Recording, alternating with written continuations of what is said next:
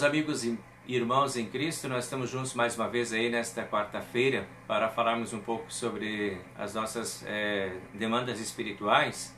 E hoje eu tenho um convite para vocês e nós fazemos uma retomada de um trabalho que foi realizado dentro da comunidade agora no final de semana com o grupo de servas da comunidade. Então nós sempre temos o hábito de compartilhar com todos da comunidade aquilo que acontece dentro do departamento, né? Estamos fazendo desse nosso caminho aí. Então hoje a gente vai estar olhando, não vamos seguir aquele caminho de Efésios que nós tivemos na semana passada, a gente vai retomar esse caminho mais tarde e vamos inserir aí uma reflexão sobre aquele livro que nós estávamos seguindo também, que é sobre a singularidade de Deus. E hoje nós vamos encontrar Jesus num diálogo com os seus discípulos, ali falando sobre as coisas do fim, onde ele se apresenta dizendo: eu sou o Cristo. E esse é o tema do nosso compartilhar de hoje, eu sou o Cristo.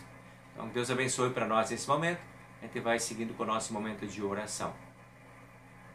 Senhor Deus e Pai Celestial, nós te agradecemos por termos Cristo como nosso suficiente Salvador, por o conhecermos através da Tua Palavra, e pedimos que amorosamente Tu sempre acolhas a cada um de nós nessas promessas desse Cristo Salvador que nos leva deste mundo para a eternidade. Que possamos fazer o nosso caminho com os olhos fixos neste Cristo, voltados para Ele, e possamos crescer e desenvolver a nossa fé cristã. Em nome do Senhor e Salvador Jesus. Amém. Muito bem, pessoas. Então o tema o contexto do texto bíblico que a gente vai analisar. O contexto é o fim do mundo. Esse é o fim dos tempos, aí, as conversas de Jesus com os seus discípulos sobre esse tema. Então, vamos tentar compreender o que Jesus fala lá em Mateus capítulo 24, versículo 5. Tá? Ele tem um texto que diz: porque muitos virão em meu nome dizendo, eu sou o Cristo. Enganarão a muitos. Então, essa foi digamos assim, uma advertência, um aviso de Cristo para os seus discípulos, e que vem para nós e que soa para nós a igreja de Cristo hoje ainda. Né? Nós ainda estamos nessa perspectiva do fim dos tempos, ainda não chegou o dia do juízo final.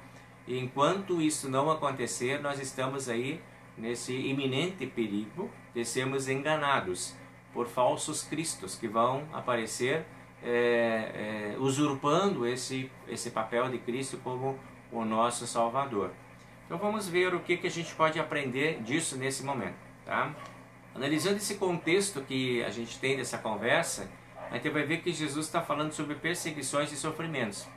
Isso é o que estava acontecendo naquela época e viria ainda mais forte. Essa perseguição, esses sofrimentos seriam ainda mais evidentes nos próximos anos, agora depois da volta de Cristo aos céus e na organização da igreja cristã aqui dentro deste mundo. Então muitas perseguições e muitos sofrimentos. E isso já estava presente, né, nesse momento. O próprio Cristo já sofria muitas perseguições e a perseguição o levou à morte, nós sabemos disso.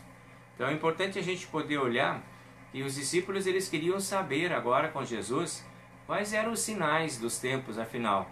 Eram esses que estavam acontecendo ali? Era aquilo que estava acontecendo? Era já que ia acontecer? Cristo já havia falado com eles sobre esse assunto, né? da urgência dos tempos e do final dos tempos. E eles estavam agora curiosos de saber como é que isso aconteceria, quando isso aconteceria e quais seriam os sinais evidentes de que isso já estava acontecendo. Então, esta era a preocupação dos discípulos. E Jesus está tentando acalmar essa preocupação, falando para eles a respeito desses movimentos. Então, Cristo diz assim, uma das coisas que a gente precisa ter claro é que um dos grandes sinais é o engano sobre Jesus. Esse é o grande perigo.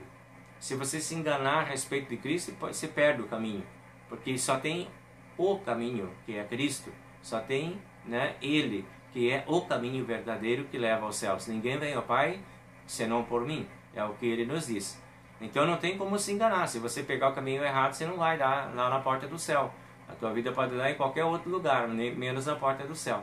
Então essa era a angústia que os discípulos estavam também. E quem sabe é uma preocupação importante para nós também hoje, de sermos cuidadosos quanto a estes cristos que se apresentam, a esses caminhos que se apresentam no dia de hoje para nós, para a gente poder olhar para isso. Outro sinal que Cristo fala, ele fala sobre conflitos e guerras, e também fala sobre perseguições, e fala sobre falsos profetas. Esses são os conflitos, né, que a gente percebe desde sempre na história do cristianismo. Sempre foi marcada por isso. Então eu fico pensando, hoje nós temos cenário de guerra de novo, que se discute até a possibilidade daqui a pouco de ser uma terceira guerra mundial ou não, como é que é. Mas enfim, quem está dentro daquela guerra, eu imagino quanto deva ser desafiador para as pessoas. E talvez bem fácil de pensar que é o fim de tudo, né? Penso naqueles que passaram pela Primeira Guerra Mundial, penso por aqueles que passaram pela Segunda Grande Guerra Mundial, penso em outros tantos conflitos que a gente assistiu nessa história da humanidade, né? Em que o ser humano se levanta contra o ser humano e tenta se exterminar de uma forma ou de outra, se perseguindo, se matando, se destruindo, né? Serão esses os sinais dos tempos? Pode ser, né? Então, esses sinais já se repetiram muito na nossa história da humanidade. Perseguições, hoje nós temos ainda muitas perseguições. Temos perseguições bem escrachadas, né? De pessoas perseguindo pessoas, de grupos perseguindo grupos, né? Tentando acabar ou dizimar ou destruir, ou, enfim, acabar com esses grupos que são, digamos assim, contra a minha convicção, ou contra a minha vontade, ou contra aquilo que eu considero certo. As pessoas se veem no direito de levantar-se e perseguirem-se uns aos outros. E os falsos profetas estão por aí como sempre estiveram, né? Na história da humanidade, os falsos profetas se espalham para confundir o povo e enganar os eleitos. Esse é o propósito, né, desses falsos profetas. Então, Jesus Cristo fala no último sinal. Ele diz, bom, o último sinal, esse é o mais importante. O último sinal é que a boa notícia será anunciada para o mundo inteiro. Somente quando a boa notícia do Evangelho, de que existe um Cristo Salvador, for conhecida do mundo inteiro, então sim virá o fim. Esta é a palavra de Cristo, né? O crescimento da maldade vai acompanhar as desavenças, os conflitos, as guerras, as dificuldades vão permanecer, talvez aumentar, né? Mas o último sinal é este, né? Não será uma grande explosão, não será um grande incêndio, não será uma grande guerra o último sinal. Na fala de Cristo, o último sinal é a boa notícia sendo conhecida do mundo inteiro. Fechou o ciclo? Ok, então vem o fim do mundo. E este é digamos assim, é o grande aviso de Cristo para aquelas pessoas. Daí agora vem algumas coisas, né? Como é que nós estamos nesse contexto? Estamos falando de Jesus e os discípulos, agora vamos entrar no contexto. E aí, perguntas que você talvez possa pensar sobre elas. Por exemplo, quais são os sinais que mais impressionam você? Consegue conversar com alguém sobre isso? Tem alguma preocupação nesse sentido? Tem algum tipo de conflito? Tem algum tipo de dificuldade para lidar com algum tipo desses sinais que estão aí? Quais você acha que estão mais visíveis no mundo de hoje? O que está mais escrachado em termos de sinais de fim do mundo, né, na tua visão?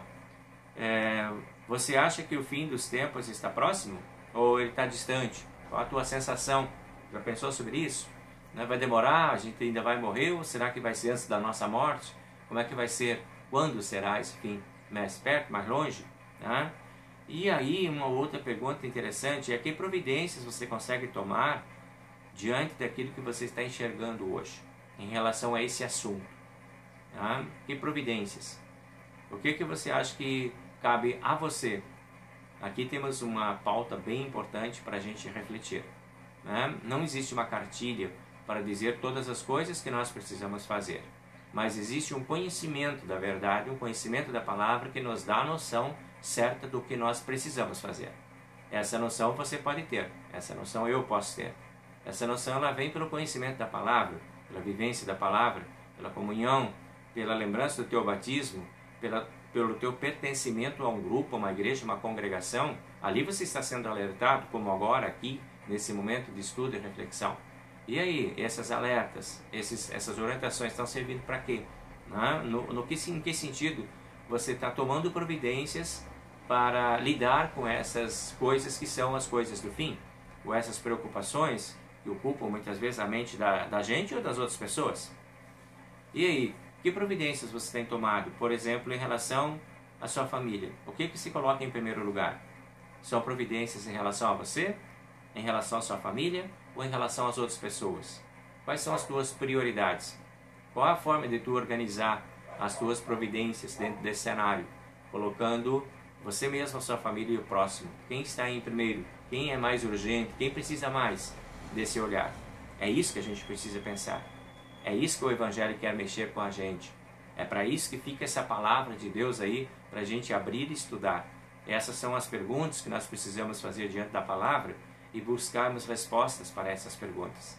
Essa deveria ser a nossa inquietação, a nossa preocupação. Era isso que os discípulos estavam lá se remexendo ou buscando, interrogando Jesus. Era essa angústia. Diante da palavra que eles estavam recebendo, eles estavam preocupados com essas coisas. E é isso que o Evangelho precisa fazer na nossa vida. Não é algo para entrar no ouvido sem outro, não é algo para nos deixar tanto faz, mas é algo para mexer com as nossas estruturas. E Jesus, nesse cenário, está em que lugar? No cenário das tuas providências. Do que você tem se preocupado, no que você tem gastado o teu tempo, com o que você tem se ocupado, quais são as suas preocupações, quais são as suas prioridades. E Jesus está onde dentro desse movimento? A gente tem muitas coisas com que se preocupar, muitas coisas a providenciar, muitas coisas a se organizar. E como você apresenta esse Cristo aos demais na tua vida? Não apenas falando de Cristo lá, dizendo, mas vivendo aquilo que Cristo ensinou. Como é que aparecem os valores, os conceitos de Cristo no teu jeito de ser, de ver, de falar, de agir? Como é que você se relaciona com isso? Qual a certeza que você tem em relação a Jesus? Tem alguma certeza? Quais são essas certezas? E quem é Jesus de fato para você? Quem é esse personagem que a gente tanto ouve falar? A gente ouve falar, parece que ele está lá longe, parece que ele está distante, a gente nem enxerga ele. Como é que é? Que significado tem na tua vida dizer que você tem fé em Jesus? Como que isso mexe na tua vida ou não mexe? Esse é o questionamento do Evangelho. É essa a inquietação que precisamos ter. E aí, sobre essa pergunta, quando essas coisas vão acontecer, essa era a preocupação dos discípulos, né? A resposta de Jesus foi: cuidado para não serem enganados. Antes de saber quando vai ser, é importante saber o que vai acontecer. O que estará acontecendo? Enquanto vocês estão querendo saber a resposta do dia, tem gente que está tentando levar vocês para outro caminho. É isso que Jesus está dizendo. Qual seria o pior engano? Se Jesus está falando, cuide para vocês não serem enganados. Sobre engano, qual seria o pior, o maior, o mais difícil engano, o mais complexo engano a que nós poderíamos estar expostos? Vamos ver. Jesus Cristo ele se apresenta como sendo caminho, verdade e vida. Aqui não há engano. Aqui há sempre certeza. Aqui não há nem dúvida. Quanto a se Jesus tivesse dito eu sou um caminho, e daí qual é? Não, ele disse eu sou o caminho. Não tem, é um só. É esse caminho, a verdade e a vida. Essa é a fala de Jesus. Então, com Jesus não tem engano.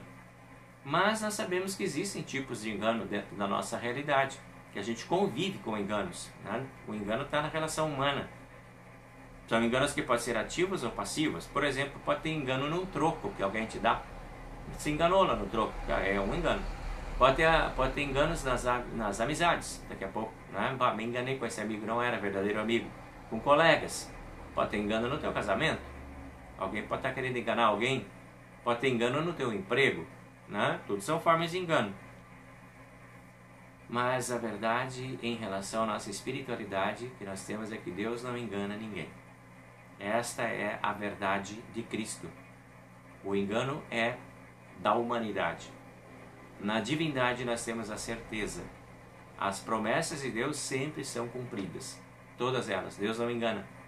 Deus não deixa para depois. Deus não faz de conta. Deus não põe debaixo do tapete. Deus sempre está de cara com a gente, frente a frente, né? De cara limpa com a gente. Essa é a característica de Deus. E a maior promessa que Deus fez foi a de Cristo. Dele ser o Salvador da humanidade. E lá em Gênesis 3,15, quando ele fala o descendente esmagará a cabeça da serpente, esse descendente era Cristo. E ele veio. Foi prometido para Adão e levou mais de tantos 1000 anos, né? Até chegar lá e Aconteceu, ele nasceu, ele veio e veio para fazer. Então a gente vê que tem promessas de Deus que são espirituais, que são físicas, que são materiais. Todas elas Deus cumpre. Então em Deus não há engano também. E aí seguimos, né? Qual que é a ideia desse Cristo? Esse Cristo que diz, eu sou o Cristo, não se enganem. Essa palavra Cristo, ela foi escolhida, né, por Deus para esse nome desse filho, por significar um ungido, na linguagem dos gregos. Os gregos entendiam muito isso. Quando ele falava Christos, ela significa consagrado ou ungido. Ou seja, Jesus é o consagrado, é o ungido. Em hebraico, na língua antiga, né, que os judeus ainda falavam ali, era Messias, o nome dele, ou o prometido. E depois então foi chamado também de Jesus, que é o Salvador. Essas são as traduções. Então, para a gente juntar tudo, a gente pode dizer que Jesus Cristo é o Salvador ungido, ou consagrado. Cristo é consagrado, Cristo é ungido, Cristo é separado. Ele é escolhido de Deus para isso. Eu sou o Cristo, eu sou o escolhido. Não tem outro. Só tem eu. Eu sou o escolhido do Pai para trazer para vocês a salvação. Mas falando, né, do pior engano, voltamos então ao pior engano no que diz respeito à humanidade. Vamos olhar agora para a nossa humanidade. Já que em Deus não tem engano, nós vamos olhar para a humanidade e vamos ver que o maior engano foi promovido pelo diabo, lá no jardim, paraíso. Tá? Adão e Eva foram enganados. E aí a astúcia do enganador, né, foi marcante. Vocês podem querer, vocês querem poder e fama? É isso que vocês têm lá naquela fruta. Pode pegar, pode comer, é isso que vocês vão ter. Essa é a astúcia do enganador. Ele contou com uma fragilidade do ser humano. Todo ser humano tem essa tendência a gostar do poder, a gostar da fama, a se dar bem. E o diabo vem por aí, né, pelas beiradas, daquilo que é bom, daquilo que é bonito, daquilo que pode ser legal, e sugere, então, pega esse caminho aqui. A coisa lá pode até ser boa, mas o caminho pode ser errado. Então temos que tomar cuidado com o caminho e depois com a coisa que a gente está buscando, com a coisa que a gente vai meter a mão, para não sermos enganados. É isso que Cristo diz.